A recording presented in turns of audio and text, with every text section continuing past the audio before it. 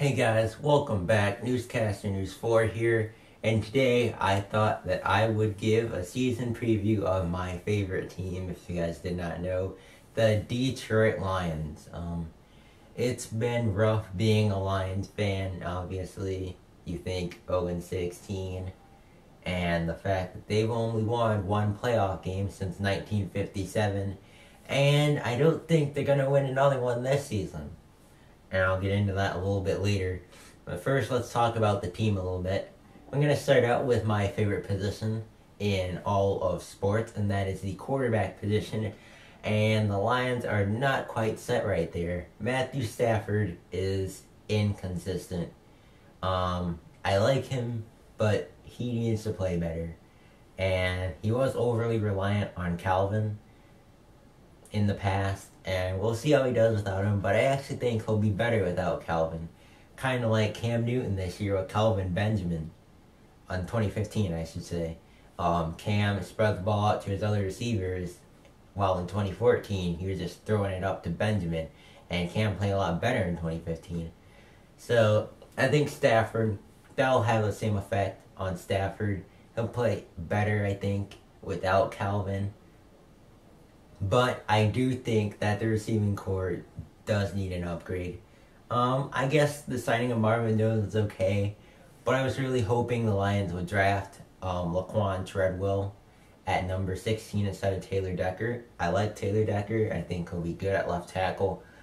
But I think they could have used Treadwell. And, of course, I don't think I've told anyone this, but 2 years ago, I was watching the draft, and Odell Beckham was sitting there in the 2014 draft. Odell Beckham was sitting there at pick 10, and the Lions, of course, screw it up and pick Eric Ebron, who has been pretty bad so far. I know he suffered an ankle sprain, but I think the Lions will be fine without him. I'm sorry, Eric, but he has been a bust so far, and I really, really, really now wish the Lions had drafted Odell that year. But halfback is also kind of an issue. I think the Lions need to play Theo Riddick more because he's really, really good. Amir Abdullah was a bit of a disappointment. Fumbling and just inconsistency. Hopefully he takes the next step in his second season, but who knows if he will. Defensively, Ezekiel Ansah is a monster. So is Darius Slay. They're both pretty beastly. Haloti Ngata is decent. The selection of A'Shawn Robinson was not one I was necessarily on board on. I thought Jarran Reed was better, and with him still being on the board, I really wanted the Lions to take him, and they took Robinson. But I think Robinson will be okay. He was pretty good value in the second round. I just wish they would have taken Reed. But anyways, the number 2 cornerback spot, that's kind of up in the air. But I think maybe Quandre Diggs can take the next step and take that role in the coming days. But let's get into the schedule. This is where I think you're gonna see my prediction. Well, obviously you will. I don't know what I'm saying. Let's look. Their first game against the Indianapolis Colts, I think that's going to be a loss. I think the Indianapolis Colts are going to the Super Bowl this year. You can mark that down. Andrew Luck got his fat new contract, and there's no way he's going to repeat 2015.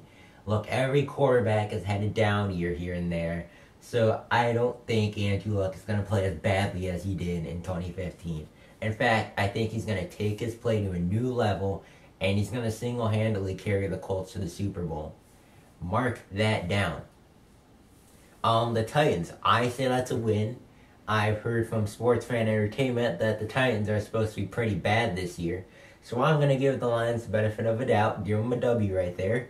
Then they face the Green Bay Packers on the road. That is an L. Other than last year when the Packers choked, the Lions had not won in Lambeau since like 1993, and I don't think they're going to start a winning streak there. The Chicago Bears, I'm going to give the Lions a W on that one, so they're now 2-2. At home against the Philadelphia Eagles, I think that is a potential W, especially if Carson Wentz is starting. I'm not too high on Carson Wentz. I thought Jared Goff was a bit better. But if Sam Bradford's starting, that's still a W, because he'll probably get hurt at some point in the game. He's a good quarterback. He's not bad, like people would like you to believe. He's not as bad as that. He had a lot of drops last year, but that's a whole nother story. I think he'll get injured, and the Eagles are going to miss Mark Sanchez, who is a beast, by the way. He is the GOAT. The St. Louis Rams, I'm going to give them a win. No, I take that back. That's an L. I think Todd Gurley's going to run all over this defense, because Todd Gurley's an animal. So they're now 3-3. The Washington Redskins, I think that's going to be a W. So they moved to 4-3. The Houston Texans, that's an L. I don't like Brock Osweiler that much, but Lamar Miller and DeAndre Hopkins are beasts. They are animals, and this Texans defense with J.J. Watt, Jadeveon Clowney, they're too good.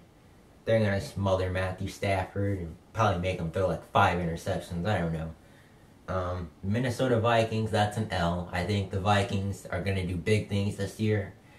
I think they're NFC Championship game bound at least. I think they're going to take the next step. Then tailor their offense more to Teddy Bridgewater's strengths, hopefully. And if they do that, they can release Bridgewater, and he can take the next step as a quarterback and carry them that far.